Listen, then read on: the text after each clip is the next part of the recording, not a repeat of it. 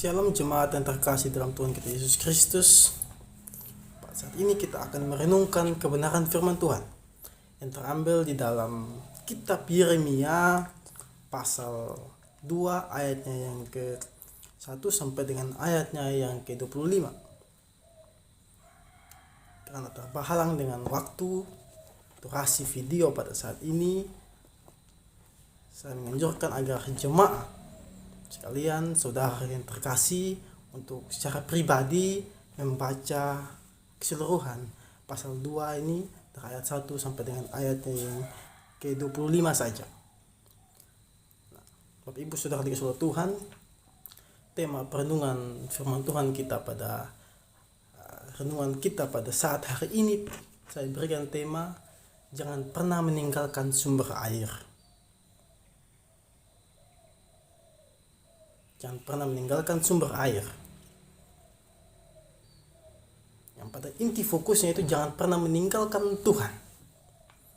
Kitab Yeremia pasal 2 ini dilatar belakangi, diberikan judul oleh LAI yaitu Israel murtad kepada Tuhan.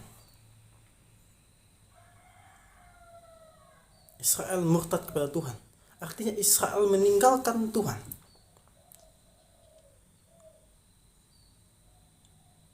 Nah, pada ayat 13 Bapak Ibu Saudara di seluruh Tuhan, ayat fokus yang akan kita renungkan juga, ayat fokus yang akan kita renungkan pada saat ini ayat 13, di sana dikatakan demikian. Sebab 2 kali umatku berbuat jahat, mereka meninggalkan aku, sumber air yang hidup, untuk menggali kolam bagi mereka sendiri, yakni kolam yang bocor yang tidak dapat menahan air. Jadi bangsa Israel meninggalkan Tuhan, murtad kepada Tuhan.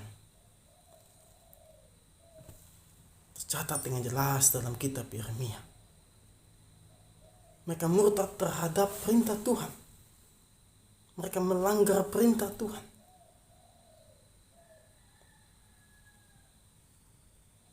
Ayat fokus bacaan kita di sana yang jelas dikatakan, sebab 2 kali umatku berbuat jahat, mereka meninggalkan aku, sumber air yang hidup, untuk menggali kolam bagi mereka sendiri, yakni kolam yang bocor yang tidak dapat menahan air.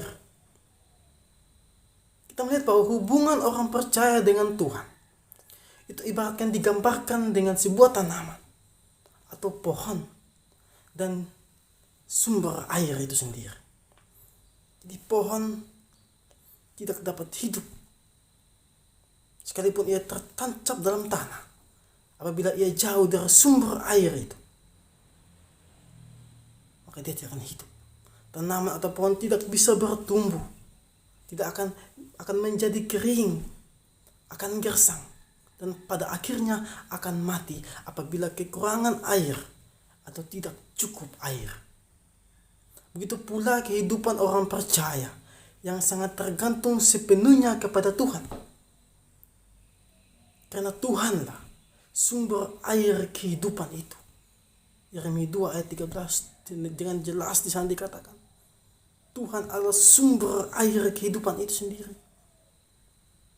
Adalah kebodohan besar apabila kita hidup menjauh dari Tuhan dan meninggalkan sumber air itu.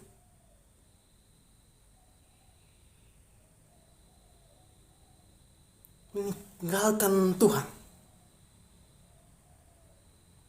meninggalkan sumber air yang hidup sebagaimana yang diperbuat oleh bangsa Israel di zaman Nabi Yeremia ini, merupakan suatu kebodohan besar.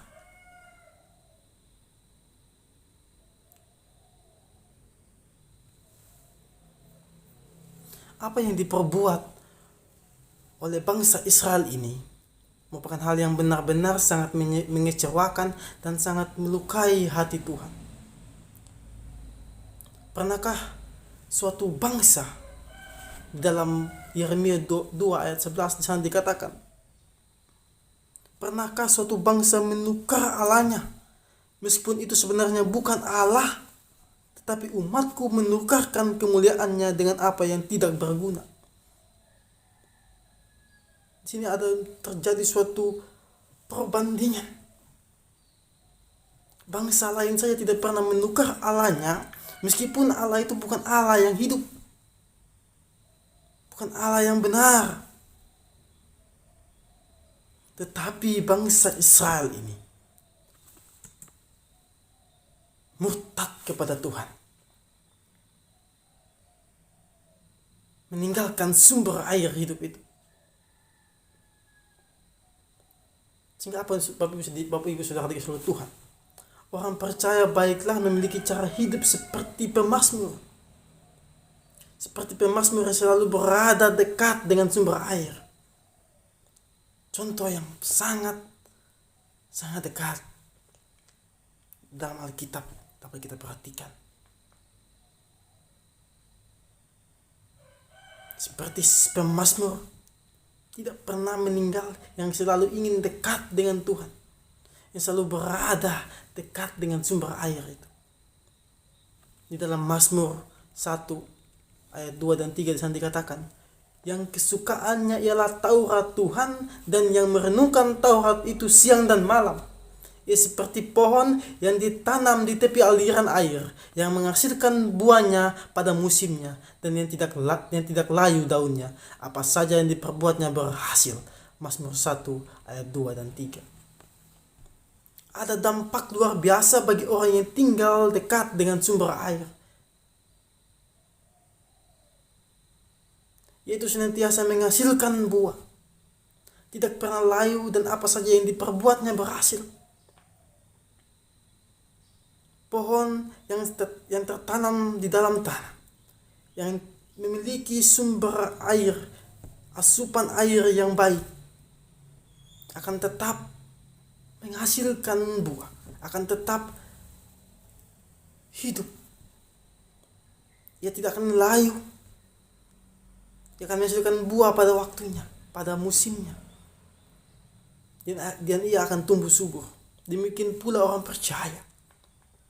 Ia yang tetap berada di dekat Tuhan, berada di dalam Tuhan, akan tetap berbuah di dalam Tuhan.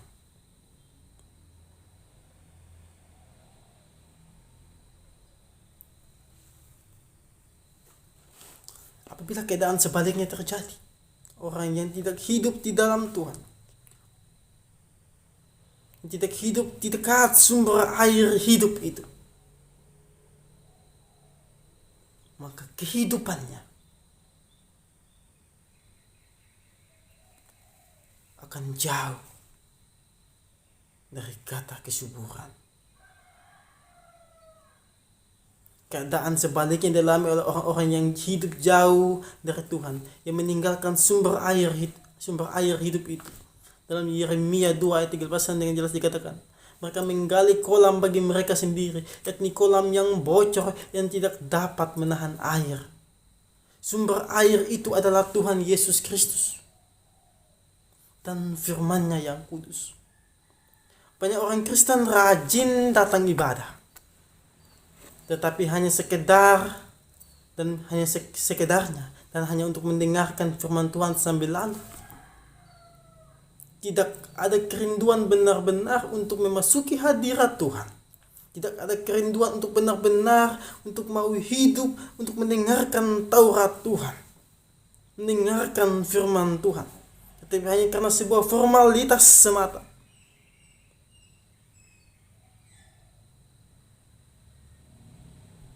Tanpa kerinduan untuk benar-benar dekat kepada Tuhan, maka kita tidak akan pernah bisa mengalami suatu pertumbuhan rohani yang baik.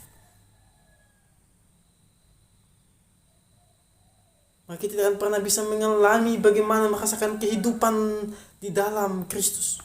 Kita tidak akan pernah mengalami kasih-Nya. Kita tidak akan pernah menikmati Dia apabila kita jauh dari Tuhan. Apabila kita jauh dari sumber air hidup itu. Kita sebagai orang percaya harus benar-benar menghormati dan mencintai firman Tuhan. Karena firman Tuhan inilah yang membawa kita kepada sumber air yang hidup itu, yaitu Yesus Kristus yang sejati. Untuk tinggal di dalamnya, untuk menikmati Dia. Tuhan sumber air yang hidup. Satu-satunya sumber air yang hidup. Tapi banyak umat Tuhan senang tinggal menjauh dari sumber itu. Senang hidup menjauh dari sumber air itu. Meninggalkan Dia. Kelihatannya kita Kristen, tapi kehidupan kita jauh daripada Tuhan. Bahkan seringkali kita sama seperti orang-orang Israel pada zaman Nabi Yeremia itu. Mereka menukar Tuhan dengan Allah-Allah lain. Mereka meninggalkan Tuhan.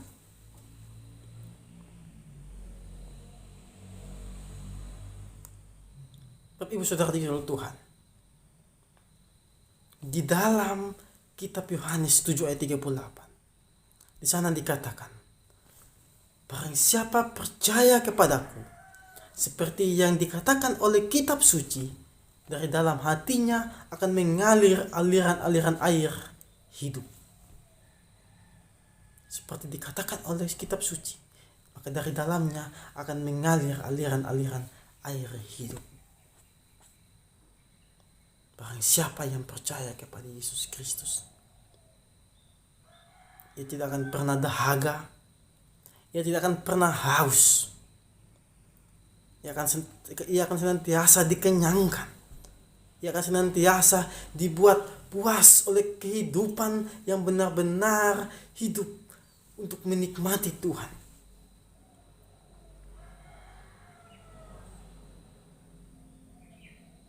Apabila kita jauh dari sumber air hidup, maka kehidupan kita akan kering, akan gersang, dan tak mungkin untuk berbuah. Maka jika demikian,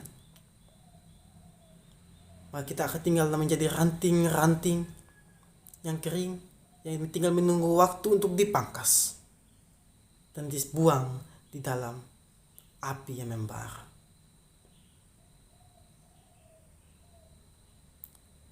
Dunia memang memberikan kita penawaran yang benar-benar memuaskan keinginan daging kita.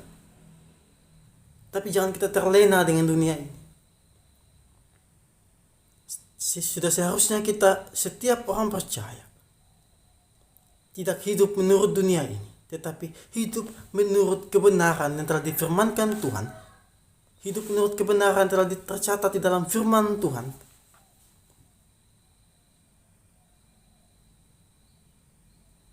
Dunia ini tidak boleh memperhamba kita. Tapi kita harus hidup di dalam dunia ini untuk memuliakan Tuhan. Apabila kita jauh dari Tuhan, maka kita tidak akan pernah dapat memuliakan Tuhan.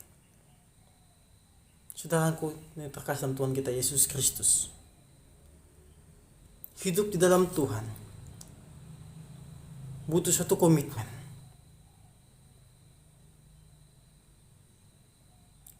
Satu komitmen yang benar-benar untuk mau meninggalkan kehidupan duniawi.